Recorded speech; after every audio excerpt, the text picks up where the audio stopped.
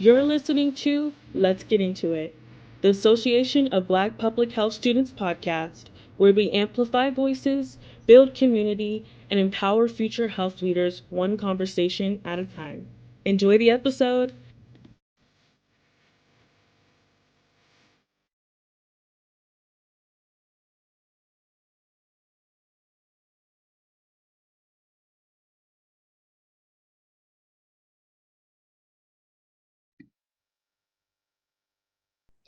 Hi, everyone. Welcome to the ABPHS Let's Get Into It podcast, the podcast where we amplify Black voices in public health.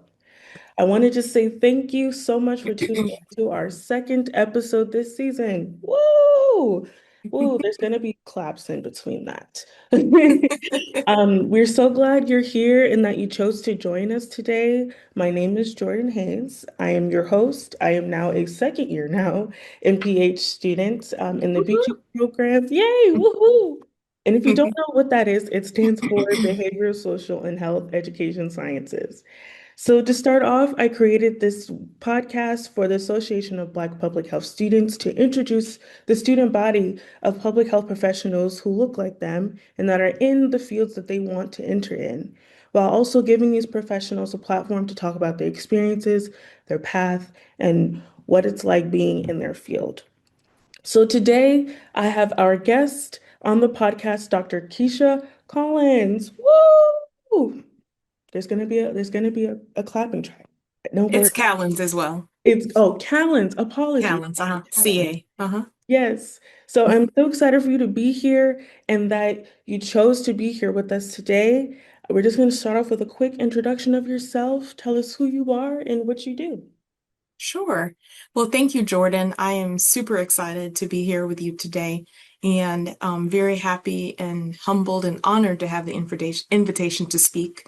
I think it's very interesting that we met when I did the panel at Emory not too long ago for, I believe it was Public Health Week, Maternal Child Health Week, maybe.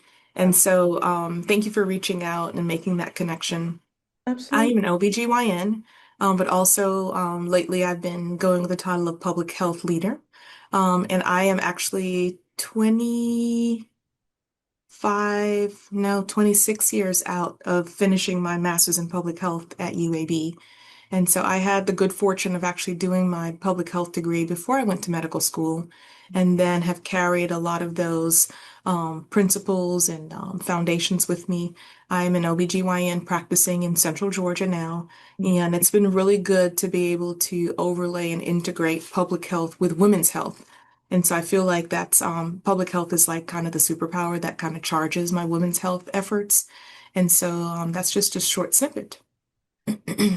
Well, I'm very excited that you're here because I know so many women in our program that are wanting to be to be a doctor as well as is getting their MPH. And I've within my time at undergrad, I was able to kind of talk to another public health professional who's more in like global health that's in the same boat where she is practicing as well as being a public health advocate. So I'm very excited you're here because there's so many women that want to do what you're doing, and I would just love that you are here to kind of give more light on your experiences. Okay. So we're going to go into our first segment, which is how are we feeling? Before the episode, I gave you a pre-recording questionnaire, and we're just going to get into it and see what you wrote as your answers.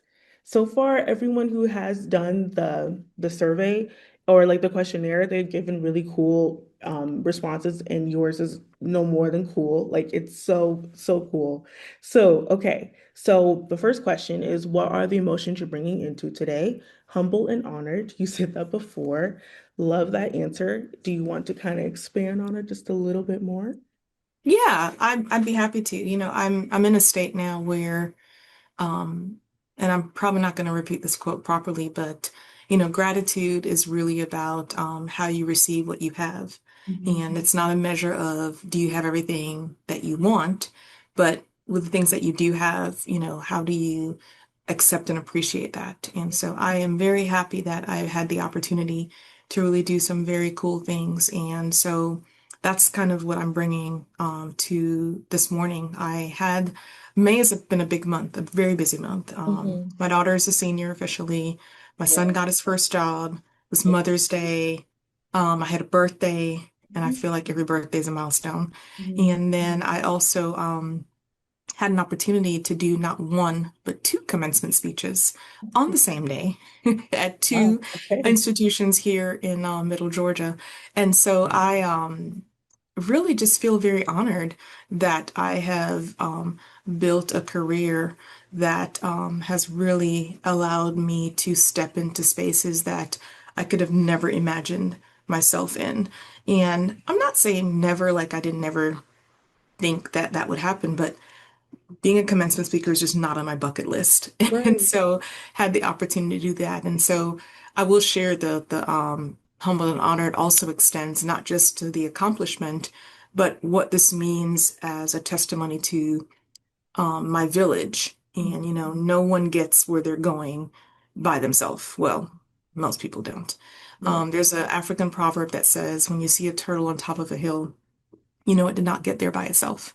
And so whenever I have the opportunity to be in a space that acknowledges the work that I've done and the contributions that I've made, I quickly reply with, none of that can happen without the support, people pouring into you, people believing in you, people discounting you, because even the people that discount you actually fuel your fire, Yeah. right? And so all of those things really contribute to that. And the last thing I'll share in terms of big things this month is so the institutions where I did the commencement speeches were Middle Georgia State University and Mhm. then Georgia College State and University. And then last week I found out that I'm getting the Community FQHC Faculty of the Year Award for the Medical College of Georgia, which is huge. It's the first time they're doing it. And I'm going to be out of town for the conference. And so they did it virtually with me.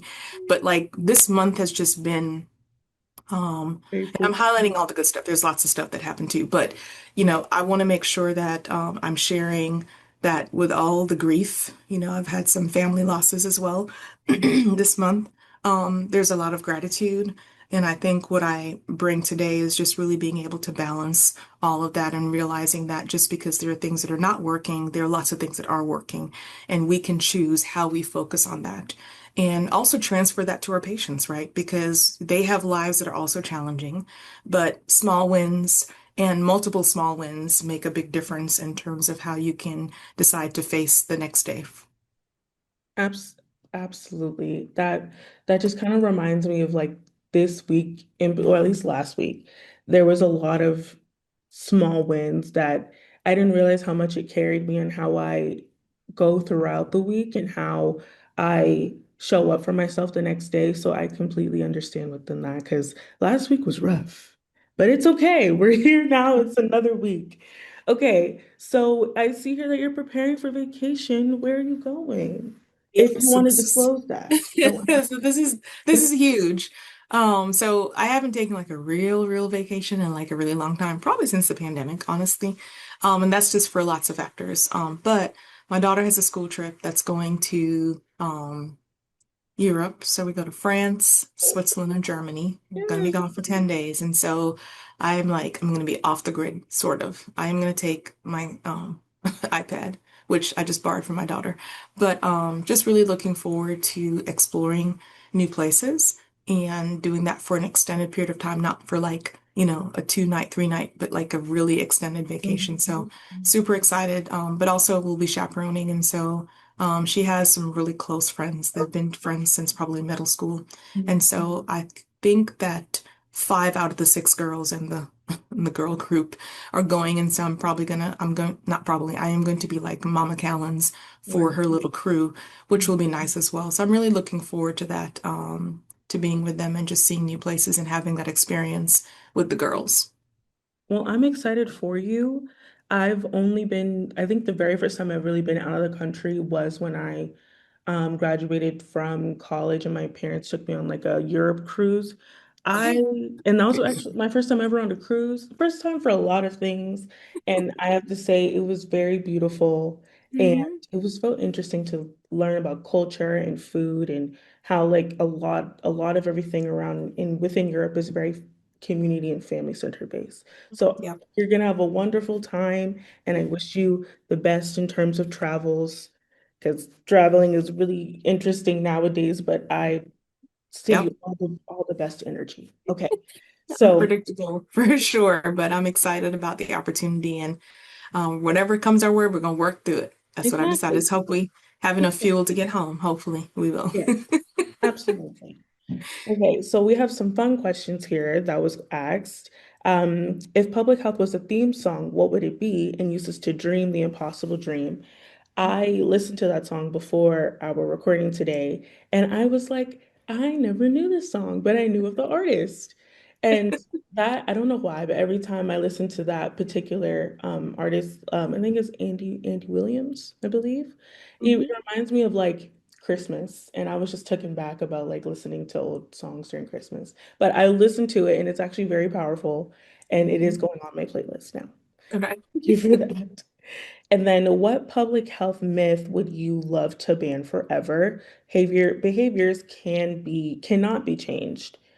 And I completely agree with this. It's a lot it goes back to the conversation of like we kind of we live in a public health world or healthcare world where things can we focus on treatment instead of preventative care. So I completely understand with this one. And if you want to elaborate just a little bit more, feel free. Yes. Yeah, actually, I'm going to backtrack a little bit and go back to that song. That song I learned when I was in high school, and I'm from Jamaica originally, went to high school and left after high school in Jamaica. So I remember us doing some kind of school production, and that Mhm. was the theme song. And so that's how I learned the lyrics. And I just feel like there's so much power in that, especially when it comes to public health, because there's so many things that we encounter that seem somewhat impossible. Mhm. And I think the song really gives strength to your efforts. Um, and so, I think about, to bear with unbearable sorrow, to go where their foe does not go, or I'm kind of mixing up the words, but um, I just really love the power of that approaching things, even though it may be impossible, and, this is my quest. And, just really kind of just gives you that charge for how you move through public health and difficult things with patients. And so that transitions well into the myth that, they're always going to be like that, or they're never going to change what they're doing. And that comes a lot to like chronic disease Mhm. or just things where people are making choices about things that impact their health. And so I teach students, medical students primarily. Mhm. I also have a few undergrads that will shadow me. And I tell them all the time that, when you have a patient, just because the person they saw before hadn't been able to get them to quit smoking doesn't mean you can't try. Mhm. And so whatever they're coming to you with, they're like a fresh opportunity for you to impact their behavior. And so it doesn't matter that they are still eating ice cream and they're diabetic, Right. right? Or that they've been smoking, or because it's a habit that they picked up when they were, a teenager. And Mhm. so I think that's important for us to realize that we can help our patients. And my concentration in my public health degree was in health behavior. And Mhm. so, and I want to explain also how I got to do public health before medicine, because I think that's important. Yeah, But absolutely. when it comes to behavior, I love that that was my focus, even though I feel like I do more maternal child health now, but the underlying construct is really behavior change.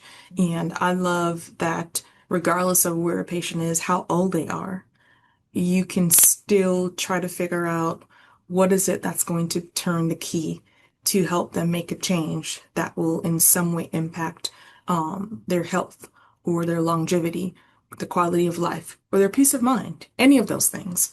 And so no patient is too far gone for us to try that. And I think we all have a responsibility to not give up. I have a patient that quit smoking last year. Oh, I beautiful. looked back to see how long I've been taking care of her. 7 years. I Mhm. have been fussing at her, encouraging her for 7 years. Okay. So one could argue, I mean, I could have stopped. And I told her that as long as she's my patient, she's going to hear about it. Right. And she finally did quit. And I was really happy about that. And so, I just really want to share the importance of us not, I mean, some battles we win the first time. Some of them become wars that take a long time, and so we should never tire in our efforts to help our patients, really. Right. It's not, yeah, it's about not turning judgment towards people, but working with them Mhm. and seeing how you can offer your guidance and help to kind of turn the trajectory, whether it takes a long time or it takes a short amount of time. So I definitely agree with that. And I want to say too that I love how you're very empathetic when it comes to thinking about your patients because I personally am a firm believer that without being in or with being in healthcare or being in public health, you have to have a sense of empathy. And throughout my time so far being in public health, it's very true that there might not be people who are very empathetic and come into certain roles or certain things coming in with like a different mindset. And so far, at least in BShe's, I would say, I feel like we're a very empathetic group of women and or group of people, and we are we realize that it takes us being outside of ourselves to be able to do the work that we do. And I feel like I resonate with that with you and what you said. So going into like the meat and potatoes of our conversation, we're going to go into the diving deep segment. So I'm just going to ask you a few questions to kind of dive deep more into your professional life and the experiences that you've been presented with to kind of be within where you are now. So first things first, of course, you can think about this a little bit more because it's kind of a heavy, not a heavy question, but it's more of a question to think about. But what has been the most difficult part being a person of color while also being in a public health field? Hmm. So, actually not terribly hard. I think that I'm gonna extend that question a little bit and talk about what it means to be a person of color and also female. Mhm. And Absolutely. so I will tell you up front that people will underestimate you Mhm. all the time. And to add to that, my first name is Keisha, right? And so you know who I am before I show up because Right. of my name. For a Hmm. while, which is kind of funny because all of my siblings have D names because they do. My dad is Derek. And so I think they thought that I was going to be a boy. And so they didn't plan for my name. And so, because I was going to be a Derek Jr., It was the but same. then I ended up with Keisha, and so my siblings all have D names. And so, I was like, Mom, why do you name me Keisha? But anyhow, so for a while I was like, man, I should be like Keisha Renee or like Kay Renee, and I could like lean into my middle name, which is French, which is great, Mhm. since I'm going to France. But I do think that people that you get underestimated for those two reasons. And so I have decided that that actually is an advantage. And I think this is again your attitude of is the glass half full or half empty? Because if people are underestimating you to begin with, then anything you do is just awesome. I Mhm. mean, I mean, really, right? Because Yeah. if the bar is low, then your discourse, your delivery, your Mhm. decision making, like everything you do just seems like phenomenal when you're really just doing what you're supposed to be doing. Exactly. But because the bar has been set low to start in terms Mhm. of people's expectations, I think it's easy to be like seen like a rock star. So that's one positive thing. So I think the hard thing is, just people like I know when I meet someone, they don't know all the things that I've done or would never expect that and may be surprised by that. And so I would say to females who are in public health, women of color, just really lean into that. And Mhm. also to realizing that, you know, you know, do you want to prove yourself all the time? I mean, we spend our whole lives kind of doing that. But I think letting your work speak for itself is really important. I can tell you that as a physician, I've gone to the room many times and people will say, well, when is the doctor coming? And I'm like, I'm it. Let's go. So you can decide to be offended by that, Mhm. or you can kind of just go with it and you have to have that confidence and but really be sound in your work too. I think being very intentional about your exposure, your experience, how you build up your credentials is really important. Mhm. And I'll just go ahead and say, like keeping your CV on point, that's something that is really hard to manage and I struggle with that Mm. I have a friend who's helping me now. But you got to have your stuff in place. So that way, when you say, I'm coming with something, I'm coming to the place, you're bringing all of that with you. Right. But I think the hardest thing is just people just, underestimating. And then, it's kind of funny because you kind of laugh to yourself because you know what you can do. And so I would just say lean into that and just know that, because you are doing more than the minimum, then Mhm. you're pretty much going to always be in rock star status, because you are going to do more than people probably expect of you. Yes. Honestly, absolutely. I feel like I have the same experiences. Because my name, usually when I tell people my name or before people even see me, they assume I am a boy, which is fine because that's how my mom intended named me. Because at first, yes, she thought I was going to be a boy. And then she was like, "Oh," Same. but I was like, "Oh, okay. We're gonna just change it." Or, but then my mom was like, "No, we're gonna keep her name the same way because it's gonna put her in a lot of doors that unfortunately in a day and age it might not be open for her. So doing that as well as emailing is so funny because people definitely call me Mr. Hayes and it's so funny. But I'm like, actually, or I in my like little what is it called? My signature name. Signature. Hmm. I put my pronouns and they're like, oh, apologies, Miss Hayes. I'm like, it's fine. If it gets me to the door, it gets me to the door. But it's like it's also knowing even with that advantage or disadvantage, it's like you have to realize that that gives you power and that gives you the sense of understanding, gets you to go into the door. So I thank you for saying that because I completely agree with you. Okay, so the next question we're going to ask you is what has your work taught you? You kind of talked a little bit about this before, but really kind of reflecting how does your work being in the department that you're in and the specialty that you're in, as well as just all the different contributions you've had and the accolades, like how has that taught you and how has it moved you through even the times that we're in today of public health being so unpredictable and feeling like it's kind of just harder to see a future in, which I always tell people public health will always be there. So either way. Hmm. But yes, kind of your take on that. So two things that come to mind. Um, you've got to be courageous Mhm. and you've got to connect with people. Mhm. If I'm going to work backwards, so if you don't care about the person you're talking to or care about what they care about, then it's going to be hard to make a connection. And I think one of the things that's often missing is you have to make that connection.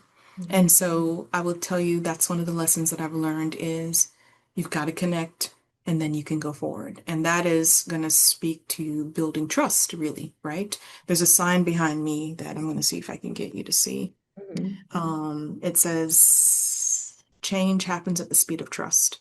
Mhm. And that's really about making that connection. And so going back to your previous question, most of the patients that I take care of, or a good number of them, don't look like me Mhm. or are not from the same background. And so, but I walk into a room and they've got to trust that I'm going to take care of them even though they don't look like me, right? Because it can work both ways where you feel more comfortable if the person you can identify with them.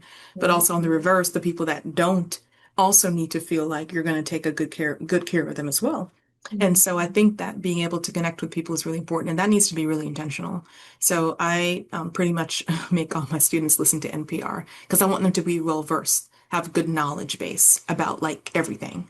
So Mhm. like this morning, for example, they talked about they're having this fighting arena that's being built at the White House because they're Mhm. going to have this big thing for President Trump's birthday and they're going to have all these tickets and stuff. And so I already knew about that because I listened to it on NPR. And Mhm. so if I meet someone who by chance is a wrestling fan, clearly I'm going to ask them about that, right? Right. And so you have to be intentional about your information so you can connect with people. I'm not a big golfer, but I know that McIlroy, lost 17 times before he won the 18th time and then won two times in a row. Like I can use that as a connection point. And so I think honestly, one of the things that I have learned that is really important is you've got to connect with people Mhm. on something. And then you can move forward with the agenda that benefits them, agenda that benefits you. That's number one. The other part about connection is being able to connect the people that you meet with other people that you think need to be at. And so being very intentional about really reading people and look at what they're doing, what things are they passionate about, and say, oh, I have a friend who's doing, works with people with development disabilities. Let me introduce you to them. Or I have this friend who, does this kind of work. Let me connect you to them. And so I think it really, really making connections is number one. The second point I want to go about mention is just being courageous. And I think that my life pretty much demonstrates courage and bravery in a lot of things. The first thing I'll mention is, or kind of example, when I moved to Twiggs County, which is where I currently serve 3 days out of the week, pretty rural community. I'm pretty much the physician that's here most of the time in the county. We do have nurse practitioners as well that are here. But when I was working on a grant for a literacy project here in this county because I met a friend who I didn't know who was doing it. And I say, oh, I'll help you, right? And so when I came to work on the grant, which is done through the Sandra Dunnigan Deal Early Language and Literacy Center. I serve on their board. I said, oh, you should tell your local physician about this program. And they're like, we don't have one. And I was like, what do you mean you don't have one? And so they didn't have a full-time physician that was here. And so I then reached out to my CEO and said, hey, I would like to work here, a couple of days out of the week, split my time with Jones County because it would be good to have a presence here. And so literally I work here because I saw the need through a non-medical opportunity, and I approached and said, hey, I think it would be good for me to be here. And I've been here in September will be 9 years. So I think you have to be brave. Just because something has not been done doesn't mean you can't create it or you can't do it. And that really requires you to really think about what would work best, present that, but also you want to be in an organization where that will be received, Yeah. right? First Mondays, we usually work late Mondays until 7. And so initially I was going to be just in Jones County every Monday. And then I thought, hey, I really need to be in Twiggs County at least one day late for patients on this side of town can have a late day where they could come after work to see me if they needed to. And so again, I approached the CEO and said, hey, I want to do first Mondays. I work in Gray in the morning, Jones County, and then I do Jefferson in the afternoon to give people on this side of the perimeter, so to speak, access. And so that was granted. And so I think that we have a responsibility to really, and I'm borrowing this from the robots movie, see a Mhm. need, fill a need. Okay. So you have to see it and then you got to do something with it. And that requires you approaching organizations or leaders or teams or committees to present something that had not already been done. And Yeah. so I really think I could give you lots of examples of that where one of the things that I've really learned is how to speak up and really present ideas and proposals and things that will be helpful. And I think the new word a friend of mine called me last week is a pioneer, where you're the one that's like, it's like a dirt road and then you're like paving it. And Yeah. so I think that's important. And with public health and thinking about the work that you're doing, our job as females and females of color in our field is not just to pave the road, but to widen that road to make sure that more people, more public health leaders can come along, right? Yeah. And so I'm using kind of a double metaphor there to really just demonstrate that. Thank you for that. I feel like what you're saying about being a pioneer is kind of how I'm trying to present myself now. I'm doing this podcast. I was scared. Not even gonna hold you. I was scared mainly because I'm doing something that's very much out of my comfort zone. I always have things that are like ideas and like, oh my gosh, this would be cool to do. But I always either chicken out or I'm always like telling myself, well, it might be a little more complicated, this and that and the other. And I feel like, and this is for me, I feel like God always has a way of kind of pushing me to do things and like making things available and set into a stone where it can happen. So you can't tell yourself you can't do it.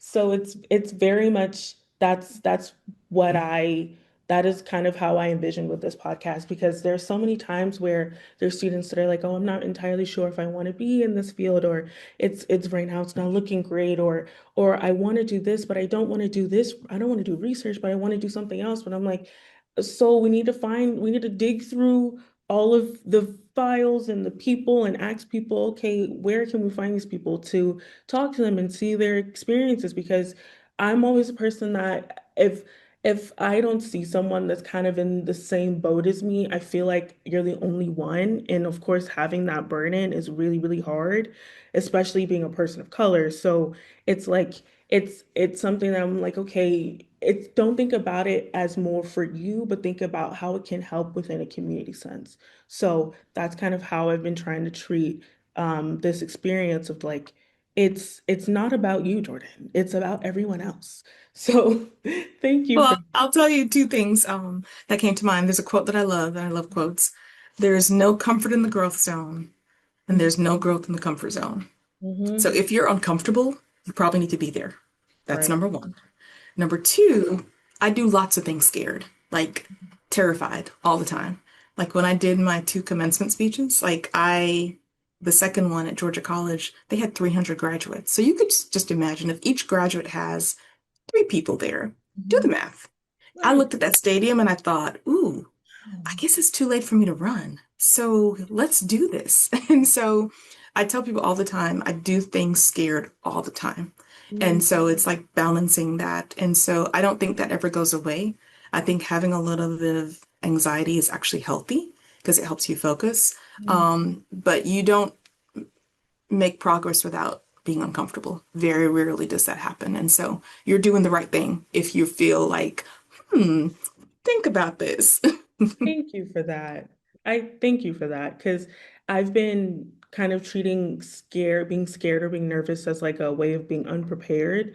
And it's not always about that. I think it's just your body's naturally way of thinking like, okay, this is something new. This is something that you have to take charge and be brave for. So just kind of ease into it. And if you stutter, that's fine. As long as you got the point across is the important part. Okay, Right. so we're going to transition to our next segment. Here's what we need to know. So, Dr. Callens, I'm going to ask you, with your experience and the work that you've done over the years, is there anything that you want students to know about entering public health? I know you've talked about making the connection and understanding what it was going to take to kind of turn the key. What is there anything else that you would kind of really emphasize to public health students in terms of entering into a field like this? So I think a couple of things. Number one, being open-minded and being patient. Lock it. So I think that when I decided to do public health, I actually was didn't get into med school the first time and decided to pursue my public health interests, which I was doing, trying to do a dual degree at the time, Mhm. and then went to school and finished, and then needed to look for a job and just was not sure what to do Yeah, and kept getting the feedback, well, you don't have any experience. And I was like, well, I've been in school. How could I have experience? Like that exactly. doesn't work. And so, I shared this at the talk that we had where I got a temp job at a research facility at Mhm. UAB with a recruitment division for clinical trials. And I was a photocopier. I Mhm. photocopied consent forms and organized everything. And I Mhm. did that very humbly for 3 months with a master's degree and a bachelor's degree. So when I say be patient, sometimes, you don't like knock the ball out of the park the first time. And so I think it was important for me to just kind of pay my bills, say that gotta work, right? And then give yourself an opportunity and time. And so what happened when I did that, the way that I conducted my photocopy area, so to speak, and Yeah. my interaction with the staff led to a long-term relationship to a friend who's not like a godmother, but she was the director of the division, and they created a position, and I started doing work in research, which actually worked out kind of public health related because I had to recruit primarily people of color to participate in clinical trials, which is like a whole thing. Okay, Mhm. so my point is that I didn't start out with a big time job. I started out with a mini job that I did very well with, and then technically got a promotion to something that was better and have been building since then. So I think it's important for us to be open-minded. Also, like I didn't really know, like I wanted to focus on, like I do stuff with breastfeeding now. I do stuff with postpartum care and cardiovascular disorders. And so a lot of those things have evolved because I have put myself in places to learn things and meet people and then really kind of connect. And so I do think that, you know, you we have committed to a lifelong learning, and that can happen in lots of capacities, which is why when you look at my profile, I have stuff in literacy, I have stuff in advocacy, I have stuff with, it's just a lot. My most recent interest is just climate and health equity. That's a Mm, new thing. And so I'm still evolving, honestly. mm, I just got accepted into a fellowship where I'll be looking at medical justice and advocacy through the American Medical Association. So I think that I'm always pursuing opportunities to learn, talking to people, learning things. And that is probably the most powerful thing that has helped my career to evolve. I do some stuff with veterinary health as well. I serve on a board that does pop-up clinics that do screenings, health screenings for people and then take care of their pet. oh, Like, people are like, how did you do that? How did you? willing to And break I it met down. someone and that's what she did. And I said, I can help you. And Mm, I've recruited people to join their board. And so I think that I have a diverse portfolio mm, because I'm not staying in my comfort zone and I'm mm. always learning from people and I'm thinking about opportunities that I can contribute in different ways, both my skill, my knowledge, but just also what I can bring to the table in terms of representing, especially communities of color. And so I got to be a part of those conversations. Mhm. And they may be uncomfortable spaces, but I need to be there because that is how I can expand my scope of influence and my impact in the community. Thank you for that because I it's so interesting because a lot of things you're saying I can relate to right now because I feel like for the past couple of months I've been trying to figure out what my interests are in terms of public health. And coming into public health, I had so many different interests, but it felt like when I would tell people, it felt like they wanted me to stick to one thing. And I was like, but I'm so interested in so many other things. Like, and it's like, why should I confine myself to only like one thing? So, like, let's say, for example, I am recently kind of trying to kind of think about what type of what are the hyphens that I want behind my name. And when I first came in, I was like, okay, I want to do health education, healthcare education, all these things. And then it developed to nutrition and how to understand nutrition and how to promote nutrition. And now it's kind of science communications, where how do I promote health properly and how do I get people to look at social media content that is beneficial and that is accurate? And then thinking about like community health and chronic disease management. So like doing little things that is a culmination of what I do and what I want to do in public health while also exploring different things. Like right now I was thinking to myself like, oh, after at some point while I'm done with getting my MPH. At some point, I want to be a nutritionist or dietitian because I feel like that's very important, and kind of integrating a lot of different things to like sexual and reproductive health. Like there's so many different avenues that I want to take, and luckily, I've been in rooms where there's so many different students that are like me that are like, okay. Like, and there might be students that are very epi focused, and there's students that are very global health focused, and there's students who are very like healthcare management focused. But I'm like, I want to kind of learn everything, which I feel like is what BShe's is a little bit. We learn a little bit of everything to be proficient in different spaces, and that's what I really appreciate about BShe's. As you can see, I'm a BShe's elite. I will always promote BShe's. I'm not afraid to say it. I think BShe's is up there, and we are number one in the program. But anyway. I'm gonna stop bragging. But I thank you for saying that because it gives me more validation to be able to explore those pathways and to see how I can incorporate them within my life. Like I always came in thinking like, oh, everything that I do work on has to be centered around a certain topic, but it doesn't always have to be. And I feel like that is like a really strong way of just evolving as a person because things change and your ideas change and what you want to do changes. So thank you for that. Yep. Thank you for that validation. Lots of different chapters in the book. And I will share that I do have to wrap up shortly. I have a meeting that I jump on at 9. And so I just wanted to share that. I apologize because I feel like we've been talking a lot and the time has gone like so quickly. No, every single time this happens. But anyway, so going back, this is just the last segment of our actually of the episode. So lastly, I just want to say, is there anything that is happening in your life or in your work that you want to point out, any promotion or just communicate in general? This is kind of like a self-promotion plug. If you have anything like you want students to know about you, like you're working on, or you're looking for students to kind of join you in, or anything of that nature. So I'll just really quick just talk about resilience for a second. I had an opportunity to just complete the Climate and Health Equity Fellowship, which is done through the Medical Society Consortium of Climate and Health and the National Medical Association. Mhm. So I applied for that program probably in 2021, Mhm. and I did not get accepted. And so kind of was deciding, is it like a no or not now?